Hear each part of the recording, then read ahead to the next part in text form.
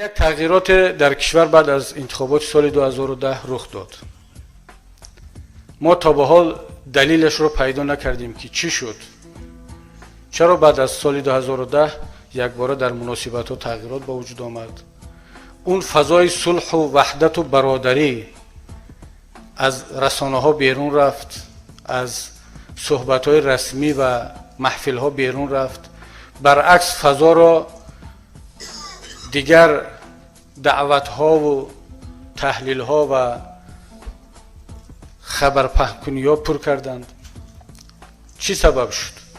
بسیارا بر این تحلیلند که در انتخابات سال 2010 نهضت اسلامی تاجیکستان با برگزاری یک انتخابات قوی بسیاری از نیروهای سیاسی کشور را در حالت ناگوار قرار داد. این انتظاری را نداشتند که مردم به نهضت اسلامی تاجیکستان رأی بیشتر خواهند داد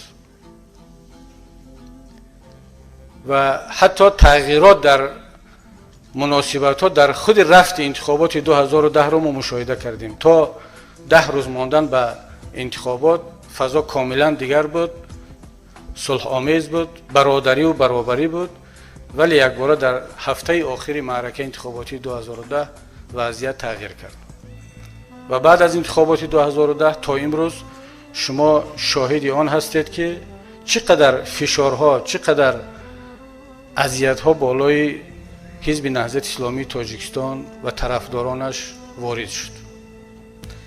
ولی وکیلان محترم، ما اینجا برای آن جمع نشده ایم که شکایت کنیم، گله کنیم.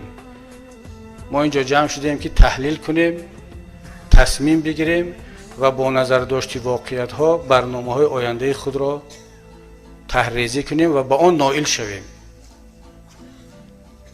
نهضت اسلامی تاجیکستان حزبی نیست که با این فشارها، با این تعقیب‌ها و فضاسازی‌ها تأثیر بالایش رسانده شود. البته ما هم انسان هستیم، ما هم بشر هستیم، همه گونه عامل‌ها بالای ما هم تأثیر می‌رساند. ولی یک فرقیتی که نهضت اسلامی تاجیکستان دارد، این ویژگی که ما و شما داریم، این هست که مشکلات راه را جزئی طبیعت راه می‌دانیم. هر کسی که اعضای حزب نهضت اسلامی تاجیکستان شد آماده هست که این گونه مشکلات بالایش خواهد آمد و هر کسی که اعضای حزب نهضت اسلامی تاجیکستان شد عمیق میداند، اعتقاد دارد که پس از این مشکلات و دشواری ها چی است؟ پیروزی هست. این مع العسر یسرا. با همه گونه مشکلی حتما در پهلویش چی هست؟ پیروزی هست. آنه که نهضت اسلامی تاجیکستان با وجود این همه فشارها، محدودیت‌ها، تهمت‌ها ضعیف نگشت، نشکست، پراکنده نشد، این بزرگترین پیروزی ما و شما است.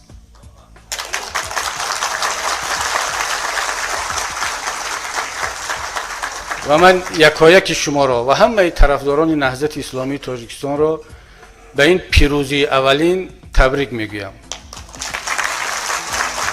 و پس از این پیروزی انشاءالله پیروزی های دیگر در راه است.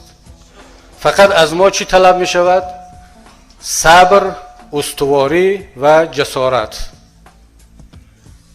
صبر، استواری و جسارت، این سه عامل مهم است که باید در پهلوی یکدیگر قرار بگیرند و ما را برای رسیدن به اون پیروزی کمک کنند.